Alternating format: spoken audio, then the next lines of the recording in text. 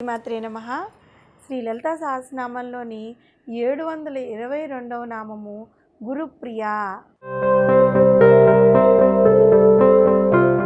ఈ నామానికి అర్థం ఏంటి అంటే గురువులకు ప్రియమైనది, లేదంటే గురువుల యందు ప్రీతి కలిగినది అని అర్థం వస్తుంది. గురుస్వరూపులందరికీ కూడా అమ్మవారు అత్యంత ప్రియమైన స్వరూపం అన్నమాట. అదేవిధంగా ఆ తల్లి కూడా గురువుల యందు ఎల్లప్పుడూ అత్యంతమైన ప్రీతి భావన కలిగి ఉంటుంది. దీనికి కారణం జగన్మాత పరిపూర్ణ జ్ఞానస్వరూపిణి కదా. జ్ఞానస్వరూపులైన గురువుల యందు ఆ తల్లికి ఎక్కువ ప్రీతి భావన కలిగి ఉండడంలో పెద్ద అతిశయోక్తి ఏముంది, అంతే కదా. గురుప్రియ అనే నామానికి కూడా అనేక అర్థాలు ఉన్నాయి. వాటిలో ఒక అర్థం తీసుకుంటే గురుడు ప్రియుడిగా కలది అని అర్థం వస్తుంది. అంటే గురుపత్ని కంటే వేరైంది కాదు కదా. ఈశ్వరుడు జగద్గురువు, ఆయనకి ప్రియమైనది అమ్మవారు, కాబట్టి గురుప్రియ అవుతుంది.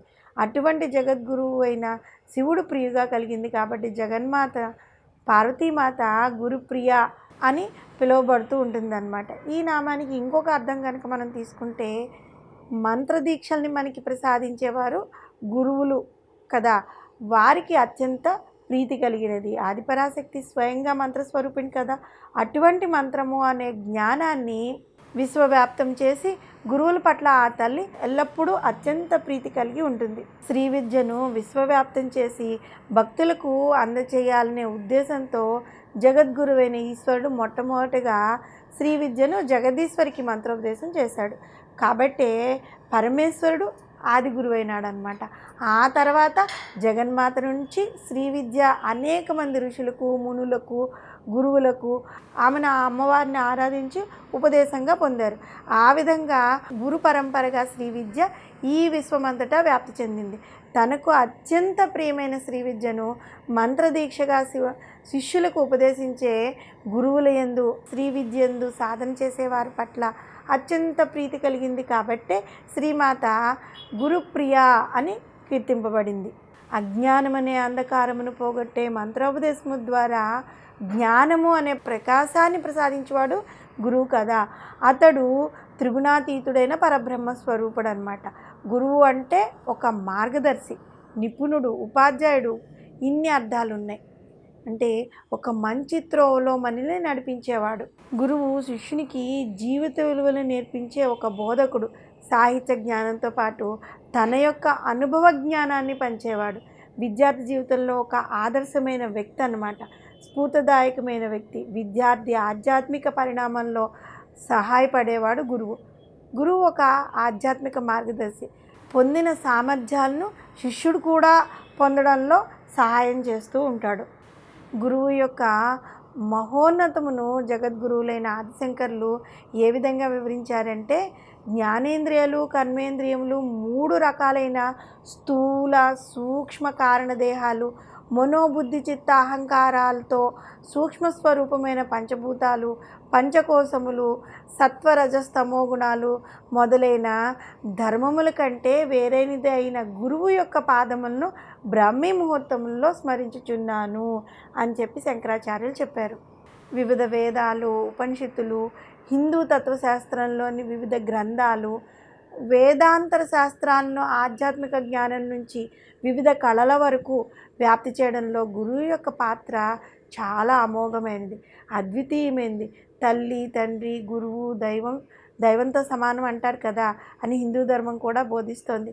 గురువు సహాయంతో జీవుడు అంతిమ విముక్తి, తృప్తి, మోక్షం రూపంలో స్వేచ్ఛ, అంతర్గత పరిపూర్ణత అనేవి సాధించగలుగుతాడు. మానసిక జ్ఞానోదయానికి, స్వీయ సాక్షాత్కార్యానికి, అహం బ్రహ్మోస్మి అనే భావన పొందటానికి సహాయపడే వ్యక్తి విలువలు, అనుభవ జ్ఞానం నింపేవాడు ఒక గురువు మాత్రమే.